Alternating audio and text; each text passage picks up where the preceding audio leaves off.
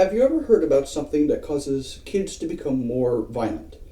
Uh, or something that promotes more violence in society? These are common misconceptions that many people have regarding violent video games. Now, personally, I have played a lot of video games, and many of them have been violent in some regard. Uh, However, I don't feel like hurting anyone, nor do I fly into fits of rage at the slightest provocation. Violent video games have many misconceptions surrounding them, and these misconceptions could be cleared or reduced with certain key changes to the gaming industry. Let us now discuss some of the main misunderstandings. There are many misconceptions and myths regarding video games that contain some form of violence. For example, some people believe that video games cause kids to become more aggressive. The idea is essentially that kids tend to imitate the things that they see, and when kids witness more and more violence, they become desensitized to it and are more likely to commit violent actions. This idea, however, is all but disproven by articles such as Video Game Play, Myths and Benefits, which was written by Patrick M. Marquet in 2020, in which he states, although the images presented in violent games like Call of Duty or Grand Theft Auto might be disturbing, people who play violent video games cooperatively display more helping behavior in the real world than those who play non-violent games. This shows the exact opposite effect, with video games having a positive influence on social conduct. Now, others may claim that violent games promote more violence in society.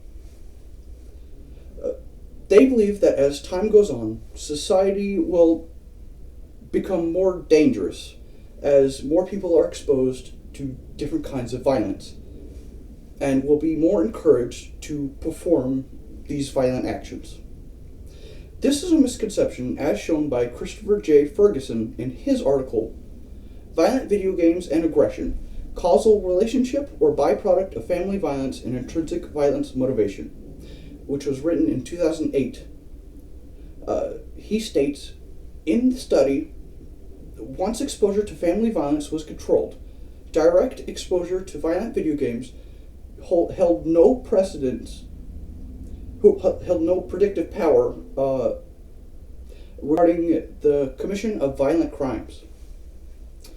This proves that video games do not directly cause people to commit crimes or to become more aggressive. Now that we've discussed these misconceptions, we can move on to what we should do about them. To overcome these misconceptions, there needs to be changes made to the gaming industry. If labeling for video games was improved, there would be less people who bought video games with content they were opposed to, such as parents buying games for their children that they did not know was violent. The article, Tobacco Imagery in Video Games, Ratings and Gamer Recall, written by Susan R. Forsyth and Ruth E. Malone in 2016, states, of the M-rated games, 75% contained verified tobacco content, yet the ESRB only gave 4% a tobacco content descriptor.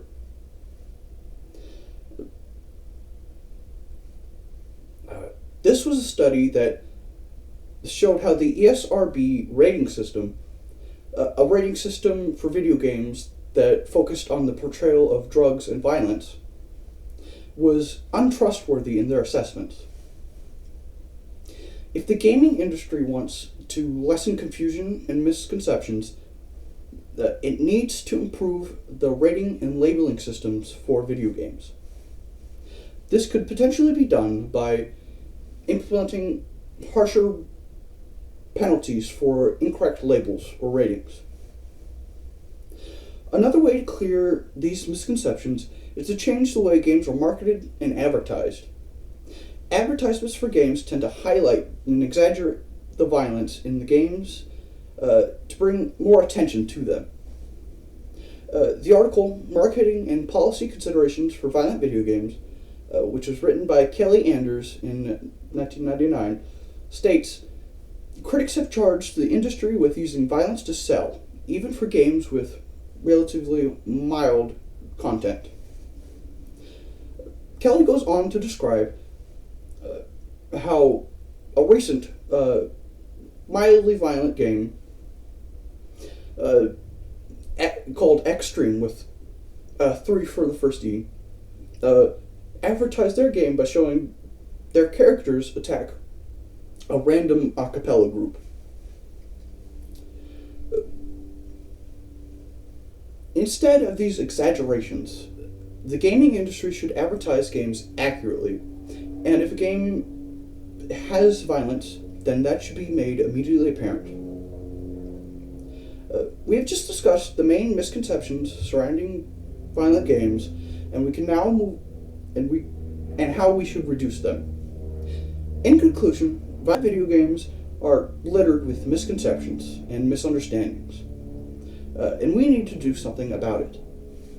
We need to convince the gaming industry to improve the labeling and advertisement of games so that people can better understand what games are violent and what these games actually do. With these changes, people who are actually sensitive to violence can better protect themselves from it, and others can learn more about the actual effects of violence in these games. This should, in turn, help reduce the misconceptions surrounding violent video games.